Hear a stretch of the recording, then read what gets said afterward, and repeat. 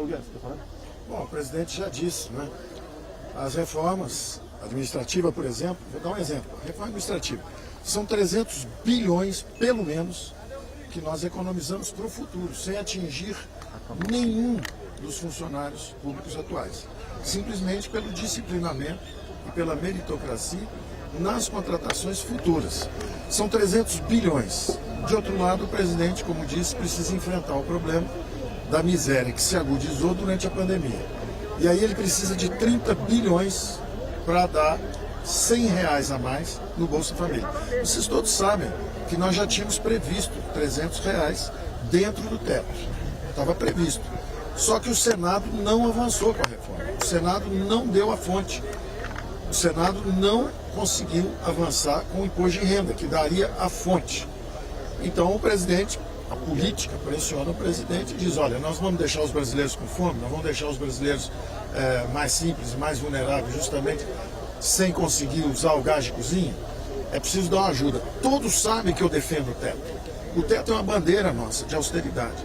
Nós somos o país que menos caiu, mais rápido voltou e está crescendo mais do que a média do mundo inteiro.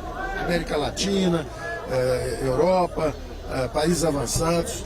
Então nós fizemos um trabalho, justamente com o apoio do presidente, que botou o Brasil em pé. O Brasil está caminhando e vai crescer 5% esse ano, mais de 5% esse ano. Então quando nós estamos caminhando, alguns ficaram para trás. Justamente como subiu o preço do combustível, subiu o preço da comida. Comida e energia é 50% do aumento dessa inflação toda no mundo. Então o presidente diz, ó, Paulo, nós vamos tirar 10 em orçamento e política fiscal e tirar 0 no social, ou é melhor tirar 8 ou tirar 7, flexibilizar um pouco, mas para atender os brasileiros mais frágeis. E a nossa conversa é sempre muito franca, baseada na confiança. Eu digo, presidente, se a gente fizer uma reforma administrativa que nos dê 300 bilhões, não tem problema dar 30 bilhões para os vulneráveis, para os frágeis. Se a gente avançar com o imposto de renda, por exemplo, que tira justamente, tributa justamente quem ganha 300 bilhões com juros e dividendos, nós podemos ajudar os mais frágeis. Então, nós conseguimos ajudar os mais frágeis fazendo o que nós sempre fizemos, fazendo as reformas, quando a gente avança com as reformas. A própria Petrobras é um veneno que pode virar a vacina, porque cada vez que o petróleo sobe, o combustível sobe, ela tem um resultado melhor. Se nós levarmos a Petrobras para o novo mercado, por exemplo, que é o que está acontecendo com a Eletrobras, vocês não tenham dúvida, problema de crise hídrica, crise de combustível, tudo isso foram monopólios estatais por 30, 40 anos. Você acha que hoje há mais chance de privatização? Foram monopólios estatais por 30 ou 40 anos. E nós estamos andando nessa direção. Nós estamos fazendo a Eletrobras, nós estamos fazendo Correios. E eu estou propondo, inclusive, isso.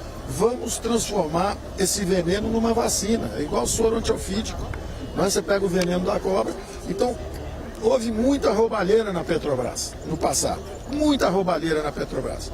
E ao mesmo tempo o preço não para de subir. Não tem competição no setor, o preço continua subindo.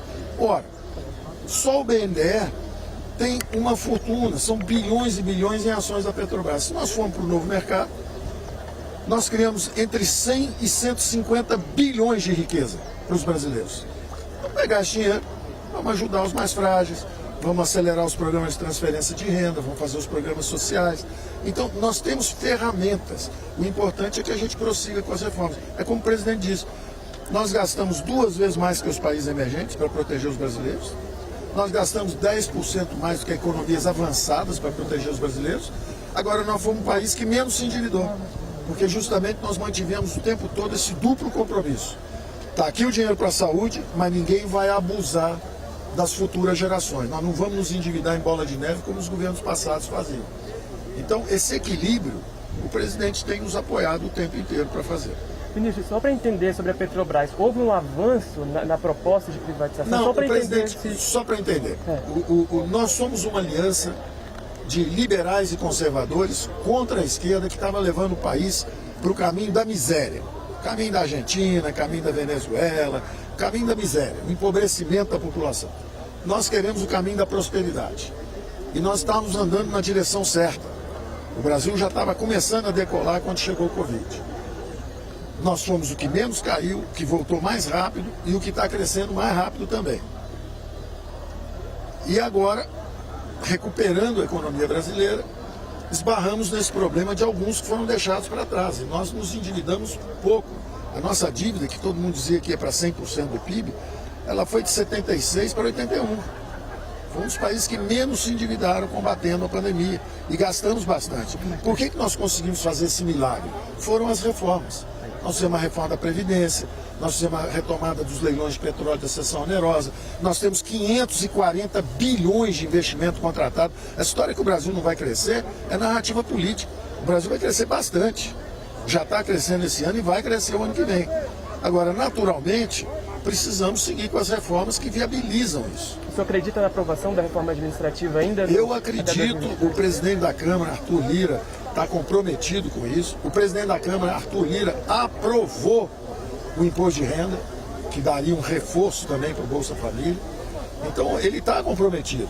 O presidente da República também sempre apoiou as reformas. Ele é um político popular, mas ele está deixando a economia ser reformista. Ele não é um populista.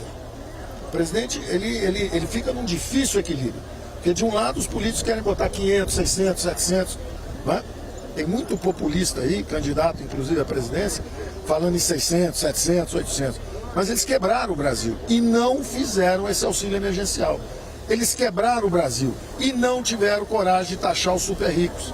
Eles quebraram o Brasil e não tiveram coragem de fazer o conserto dessa roubalheira que foram as empresas estatais. O relator da reforma, ministro, cobrou um empenho do governo para aprovação nessa semana agora. O senhor acha que o governo nas próximas semanas... Qual o relator? O Arthur Maia. Da administrativa? Da administrativa, exatamente. Perfeitamente, está aqui a palavra do presidente. E esse aqui é importante vocês entenderem. O teto é um símbolo. Ele é um símbolo de compromisso com as gerações futuras.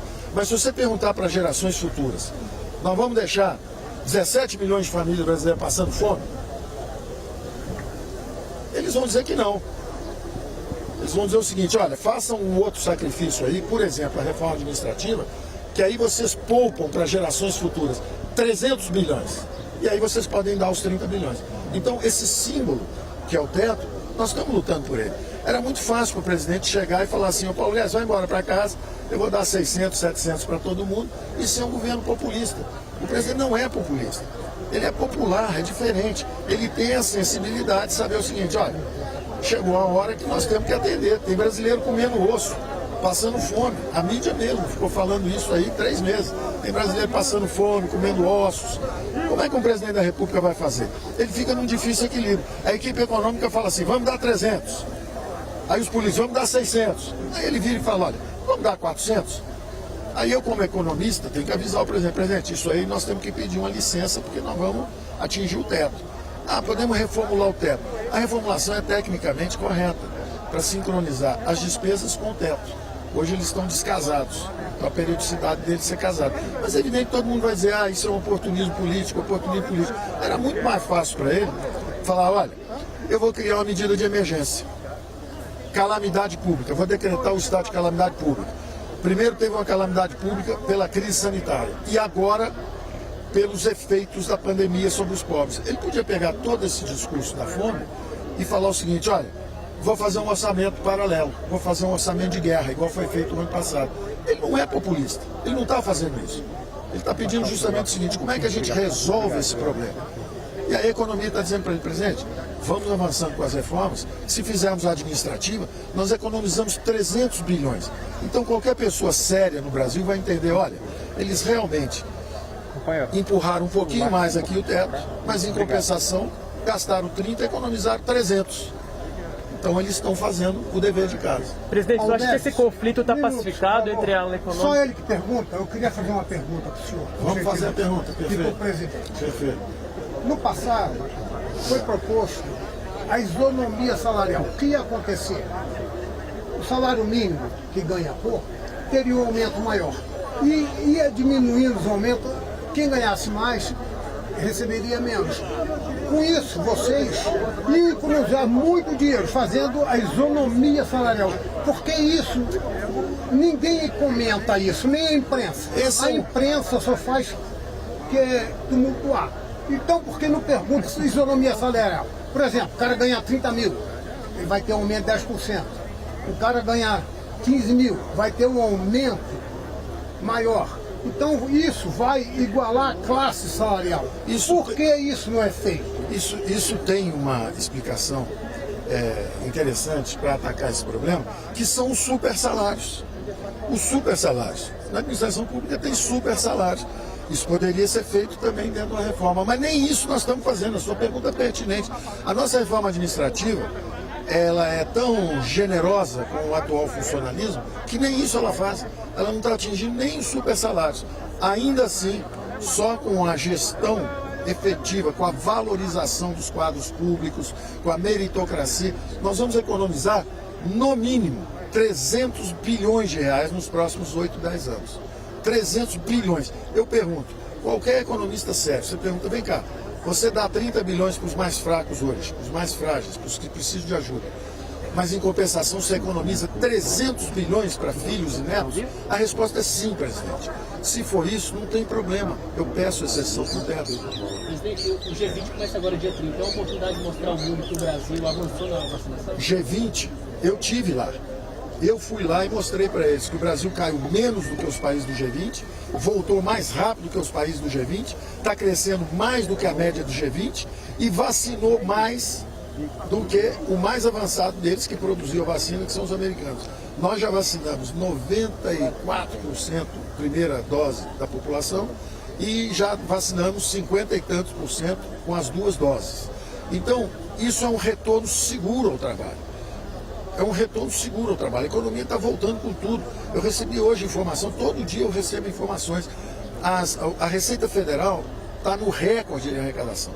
A geração de empregos está gerando 370 mil empregos por mês. O Réveillon no Rio de Janeiro, 100% de ocupação, já tudo reservado. Esse final de ano, o setor mais vulnerável nosso, que mais sofreu, que foi turismo, serviços, comércio, vai explodir de crescimento. Então o Brasil está crescendo e o Brasil vai crescer. São 540 bilhões de investimento. Daqui até o fim do ano nós ainda vamos seguir com Correios, com a Eletrobras. Eu acho, o ministro Tarcísio tem dito, por exemplo, que acredita que nós vamos conseguir mais 540 bilhões de compromissos. Nós vamos chegar a quase 1 trilhão de investimentos. Compromisso, isso não são planos, isso são compromissos, contratos assinados. Sexta-feira próxima, o ministro deve estar fazendo a Dutra, a concessão da Dutra, que é também, de novo, mais dinheiro para o governo, para justamente pagar para os mais frágeis. Então está acontecendo o seguinte, nós conversamos com o G20 e mostramos o seguinte, o governo gastava 19,5% do PIB. Com a pandemia, nós fomos a 26,5%. Foi o país que deu um dos maiores saltos para proteger a população. Aí voltamos esse ano para 19,5%. E o ano que vem nós vamos cair para 17,5%. Aí o presidente fala, em vez de 17,5%, que tal cair só para 18,5%?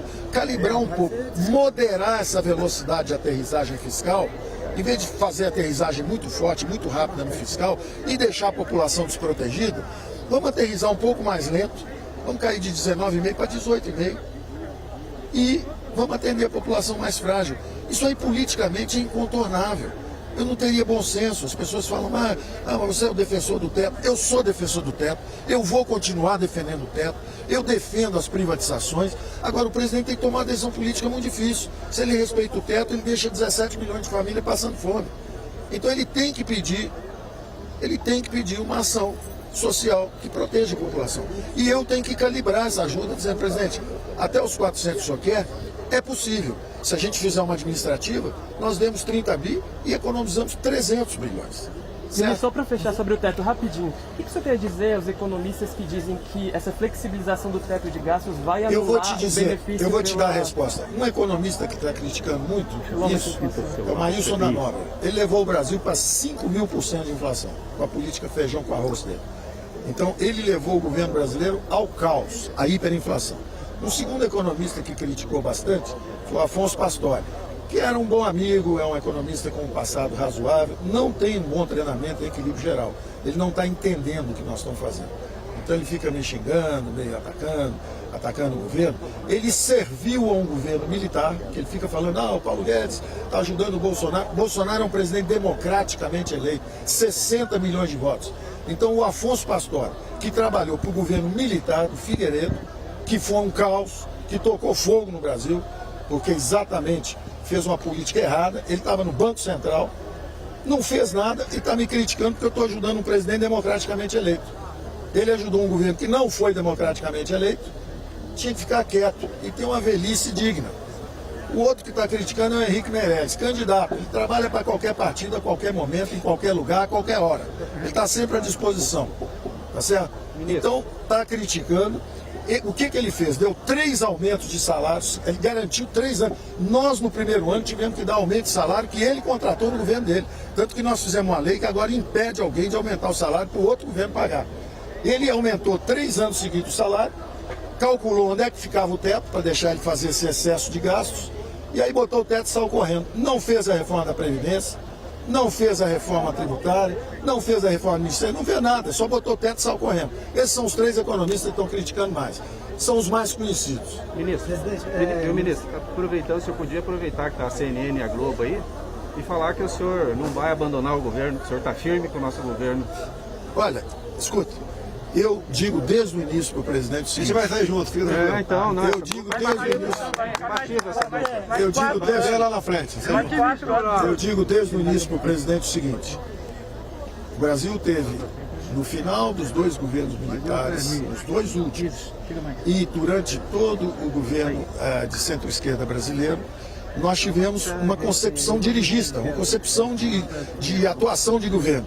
O Brasil, que era uma das economias mais dinâmicas do mundo, caiu numa armadilha de baixo crescimento, degenerou-se a política com uma corrupção endêmica e, ao mesmo tempo, nós paramos de criar emprego e começamos a perder a população. Nós somos a maior colônia de japoneses fora do Japão, segunda maior colônia de imigrantes italianos, terceira maior de alemães. Nós temos mais libaneses no Brasil que no Líbano. Todo mundo vinha para o Brasil. Agora os brasileiros estão indo embora, estão fugindo do Brasil. Então o presidente está tentando justamente fazer essa guinada no Brasil em direção ao caminho da prosperidade. Mais uma economia de mercado, mais forte, uma economia que o governo se dedica só a ajudar os pobres e não a ficar dando campeões nacionais. Nós democratizamos o crédito. É a primeira vez que tem uma recuperação econômica brasileira que metade do crédito foi para pequena e média empresa. Então nós estamos tentando fazer o nosso trabalho. Agora nós fomos golpeados por uma pandemia mundial. Como é que nós podemos jogar a culpa, seja no presidente, seja no ministro, de uma pandemia mundial? Nós estamos fazendo o que é possível e queremos a cooperação. Eu peço sempre ajuda e eu digo sempre, nós acreditamos na democracia brasileira. Nós acreditamos no Congresso para nos ajudar nas reformas, o Supremo tem nos ajudado nas reformas. Às vezes alguém se excede aqui ou ali, mas é da democracia. O presidente sempre fala, vou jogar dentro das 4 linhas, vou jogar dentro das 4 linhas. Agora nós esperamos que todo mundo jogue dentro das 4 linhas, que a mídia procure a verdade, em vez de se fazer militância política, que o presidente do Senado avance com as reformas, que ele se lança presidente da República agora, presidente do Senado. Ele se lança presidente da República. Como é que pode ser, se ele não avançar com as reformas, como é que ele vai defender a própria candidatura dele? Ele precisa avançar com as reformas, ele precisa nos ajudar a fazer as reformas. Ele não pode fazer militância também. E eu tenho certeza que não vai fazer. Nós conversamos semana passada, ele falou, olha, nós temos que acelerar o precatório, a aprovação, nós temos que avançar com as reformas. Ele sabe que nós estamos no caminho certo. O presidente do Senado sabe que nós estamos no caminho certo. Eu desafio qualquer economista que esteja trabalhando para ele que não vai dizer que temos que fazer essas reformas que nós estamos fazendo. Então, se ele quiser, inclusive, se viabilizar politicamente como uma alternativa séria, ele precisa ajudar o nosso governo a avançar com as reformas. Porque o presidente quer avançar, nós queremos avançar. O presidente da Câmara, o deputado Arthur Lira, quer avançar. Então, nós estamos esperando o Senado também nos ajudar a avançar.